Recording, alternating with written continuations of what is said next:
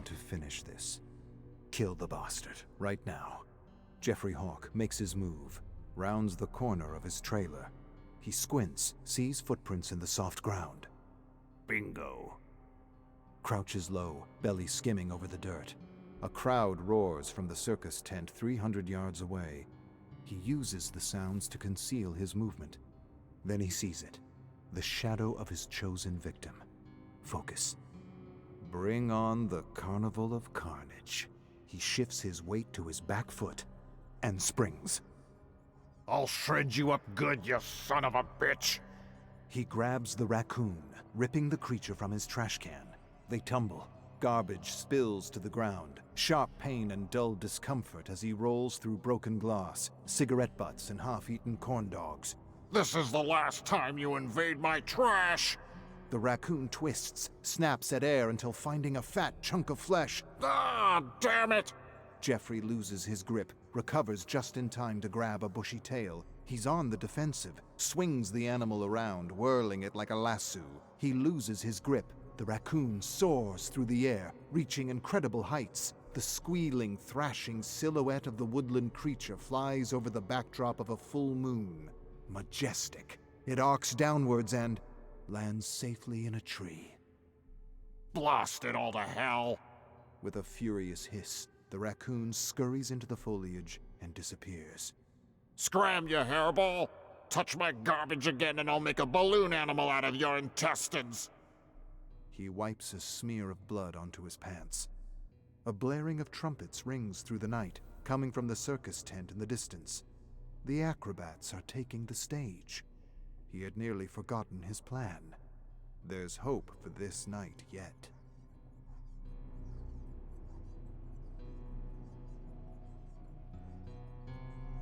Jeffrey hurries into the circus tent, anticipation buzzing through his veins. He stands at the back of the bleachers, avoiding the gawking, idiotic crowd. All eyes are glued to the trapeze artist swinging above.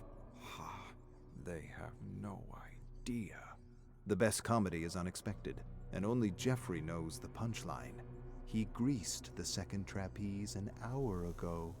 Spotlights, a drum roll, the acrobat flips through the air, grabs the next trapeze and, whoops, slips right off. Down, down, splat.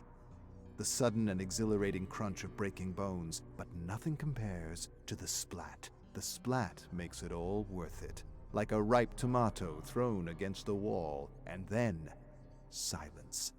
100 people in shock. Trauma forming in their brains, future nightmares being scripted. The moment broken by a single woman's scream, followed by 100 more. Jeffrey can't hold it in any longer.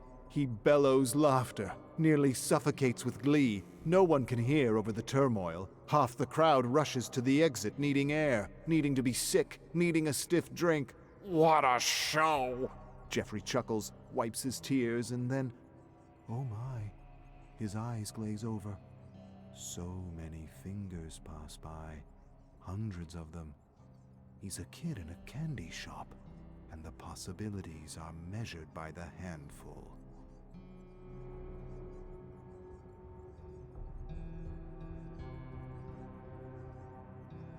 He's paralyzed with indecision. As the crowd streams by, he appraises their hands.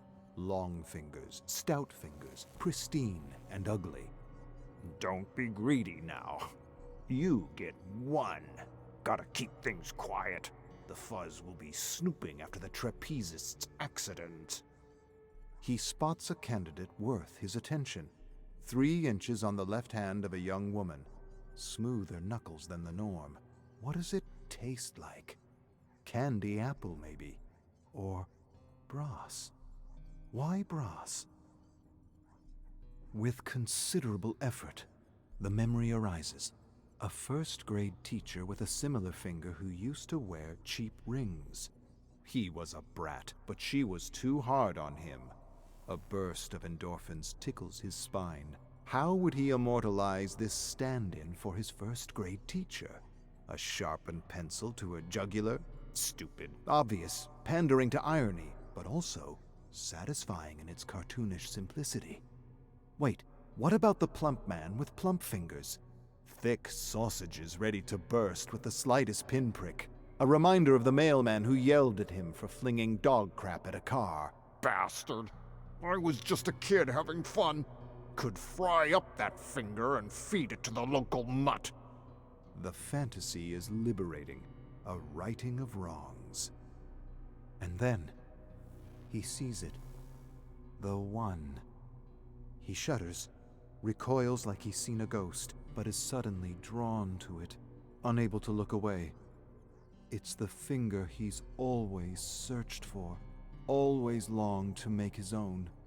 Attached to a hand, to an arm, to a man with a very stupid mustache. He has found it, the finger of chaos.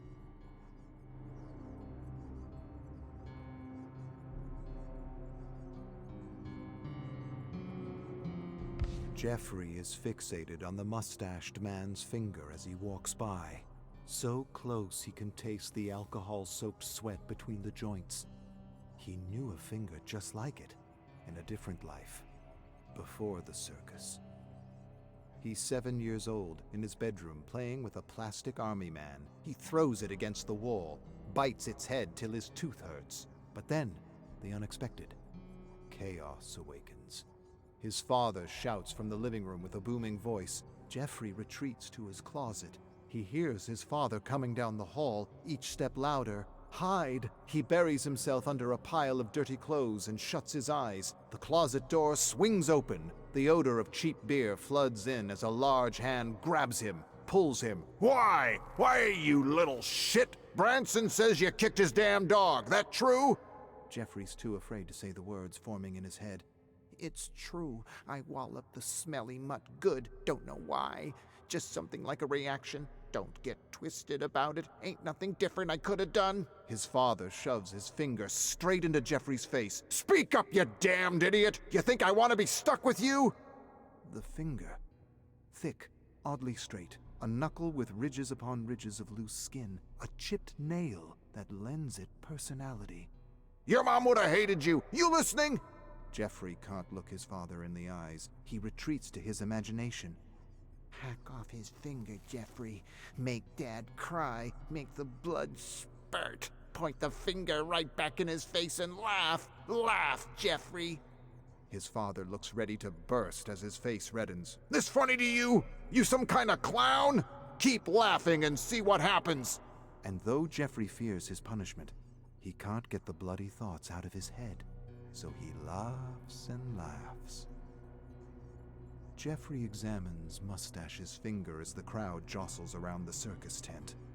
On his hand, a finger, thick, oddly straight, knuckles with ridges of loose skin, and yes, even a chipped nail. It may not be the original, but damn, it'll do nicely.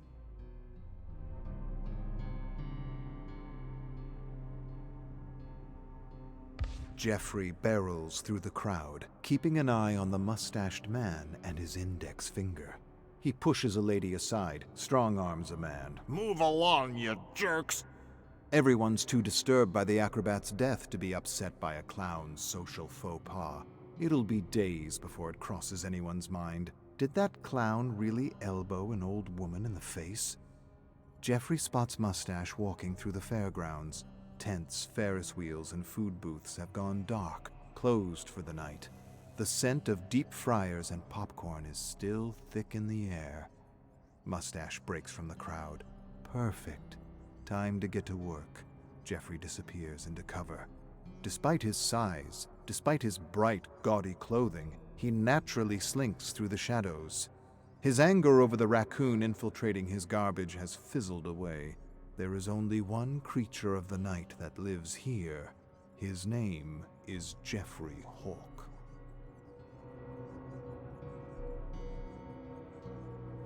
The hunt begins. This is Jeffrey's moment. The anger and revulsion fades, if only for a few minutes, allowing him to exist in comfort. He doesn't stumble or slow as he stalks through the deep darkness. Takes sure, steady steps. He wants to remember this moment. It's simple. One man with a wonderful finger.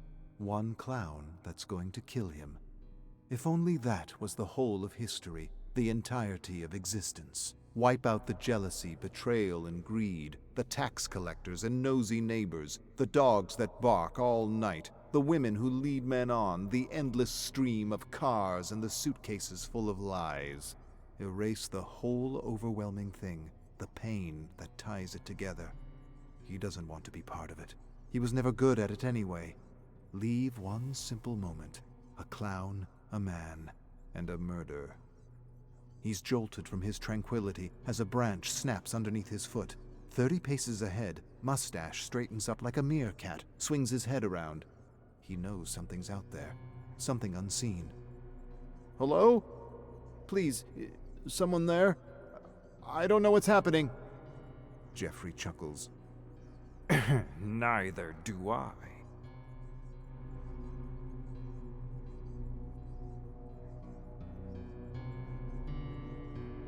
Jeffrey keeps to the shadows, makes his way closer to Mustache. He moves swiftly, silently. Almost silently, he hacks into his sleeve and spits a mass of phlegm into the dirt, wheezes. Could use a smoke and a shot of something. Bah, keep moving. Skulks past the cotton candy stand and around the fortune teller's tent. No use drawing it out any further. It's time. Bring on the clown. Jeffrey paces slowly from the shadows, large, imposing, smeared in grease paint, wearing a ridiculous coat of stripes, polka dots, and patches, and the blade, beauty in simplicity. That's all it takes. Mustache squeals like a pig and scurries, all according to plan.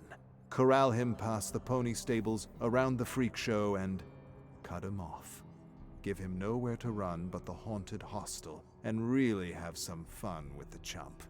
Mustache sprints towards the rundown shack, covered in spatters of red paint and cheap imitation spiderwebs. But then, he turns. Beelines away from the haunted hostel and towards, no, not that. The fun house of friendship. All the makeup in the world can't cover the disgust. A deep, resigned sigh.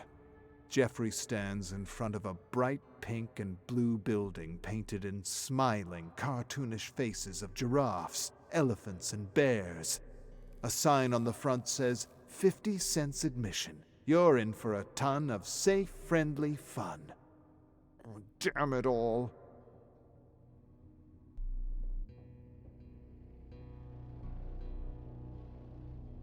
Darkness. Jeffrey hears Mustache bumping around up ahead, but can't see a thing. He fumbles with wires, jams them at a wall, searching for an outlet. Bingo. Colorful lights flood over him. Playful music fills the area. An animatronic dog stares at Jeffrey with dead plastic eyes. Let's be friends. Jeffrey delivers a solid kick to the dog's chest. Let's be Moving on. As soon as Jeffrey reaches the hall, he's overtaken by a teddy bear parade. Cartoonish animatronics emerge from the walls, singing, smashing cymbals, playing flutes, or at least pretending to. Crackling music plays from speakers above, singing a stupid song about hugs, bringing the world together. Jeffrey elbows his way past Billy Bear and Dingles, buries a blade into Laffy's neck, gets tangled up by Terry Tickle's outstretched arms, smashes off Popo's lower jaw. Before he knows it, he's waist-deep in the ball pit canal, navigating the balloon forest. And that's where he finds Mustache, hiding at the feet of an animatronic tiger wearing a British Guards uniform. Oh, bah! The longer you cower behind Sir Cuddlepuss, the more I'm gonna make this hurt. Mustache makes a run for it. Jeffrey pulls a bottle of Afterpeace tonic from his inner pocket, gives it a swirl, and hucks. Glass shatters. A thick cloud of fumes envelop Mustache. The man stumbles and coughs, looks around in confusion, crisscrosses his feet as if each one wants to go a separate way. Jeffrey socks the idiot in the side of the head, knocking him unconscious. Time to go home.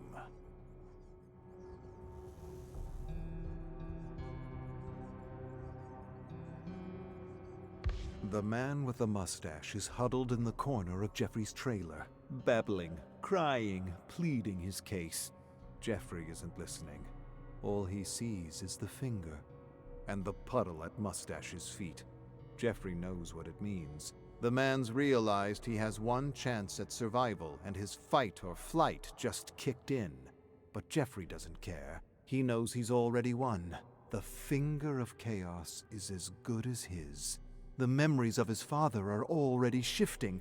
A large, horrible man towering above, bellowing. No, that isn't it. Think, Jeffrey. A weak, slouching alcoholic, stammering and slurring, too pathetic to control him. The outbursts? Nothing but the fury of a coward, the parody of a powerful man. A joke. Mustache jumps up, reaches for the bottles of chemicals on the counter. Predictable. Jeffrey bellows laughter as he grabs the man's neck and slams him to the floor. Puts his full weight onto Mustache, grips his throat and squeezes. You want to play with chemicals, do ya? I don't even know what'd happen if those mixed. Hallucinations, euphoria, uncontrolled flatulence, death.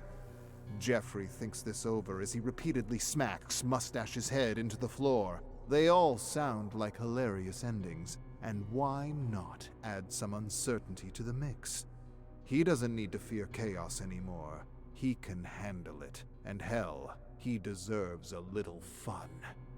You want to play one last game? Okay, Mustache, let's play.